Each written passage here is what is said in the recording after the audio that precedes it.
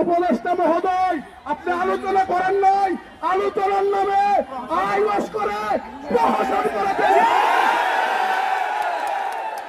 এত লক্ষ কোটি টাকার বাজেট, এটা খুব বড় বিষয় না। এটুকু আপনি আমাদের বাবা হিসাবে আমাদের জন্য এই কাজটুকু করেন। তখন আমরা আসলে চোখের পানি ধরে রাখতে পারি না। নেতৃবৃন্দ সবাই ওখানে কান্না করতো ওনার সামনে। ইটস নট আর্টিফিশিয়াল, একেবারে রিয়েল হৃদয় থেকে আমরা কান্না করেছি। আমি কথা বলতে পারছিলাম না, আমি ইমোশনাল, মাঝে মধ্যে আমি কথা বলতে গেলে চোখে পানি চলে আসে, কিন্তু আমাদের কান্না তার হৃদয়কে একেবারেই গলাতে পারিনি। আমার কাছে মনে হয়েছে উনি একেবারে অ্যাগ্রেসিভ, মানে ওনার কথাবার্তার ধাঁচ, মানে ওনাকে যে বাবা সম্বোধন করেছি এটা কিন্তু উনি একেবারে কোনো মূল্যায়ন করেন। মনে হয়েছে অ্যাগ্রেসিভ, উনি আমাদের সাথে কথা বলতে। উনি বললেন তাহলে আমি আমার অনেক বেশি সাক্ষাৎ করতেছি, আর আমরা এখানে এগুলো কুকুর বিড়াল এখানে বসে আছে, এখানে এত হাজার হাজার কুকুর বিড়াল বসে আছে, এগুলো কোনো মূল্যায়ন নাই। আমার কাছে মনে হয়েছে উনি বিভিন্ন সংস্থা চাপের কারণে আলোচনার নামে উনি আইওয়াশ করেছেন। এটা কোনো আলোচনা ছিল না, কারণ আলোচনার মধ্যে উভয় পক্ষকে ছাড় দিতে হয়। কিন্তু উনি গতকালকে যেই প্রস্তাব দিয়েছেন এখান থেকে এক ফুল পরিমাণ ছাড় দেয় নাই। সুতরাং উপদেষ্টা মহোদয় আপনি আলোচনা করেন নাই, আলোচনার নামে আইওয়াশ করে প্রহসন করেছেন।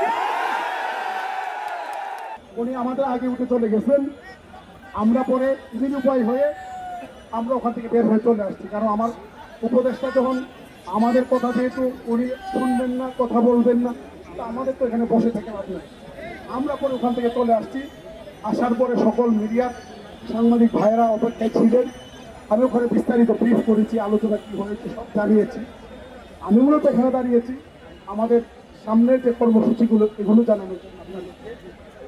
আমরা আমার শিক্ষকদের কাছে আমি জানতে চাই 5% এটাকে আপনারা মেনে নেবেন?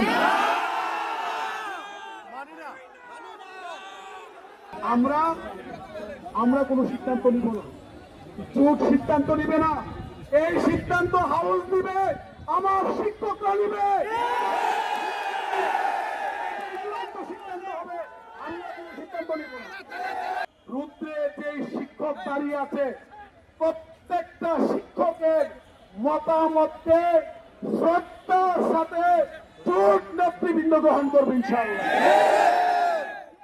আপনারা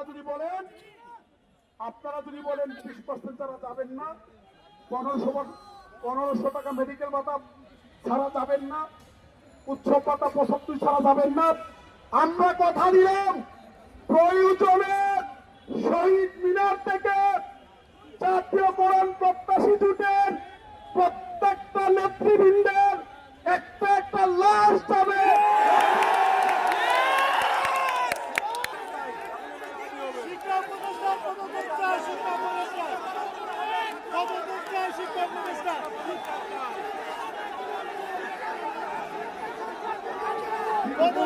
পদত্যাগ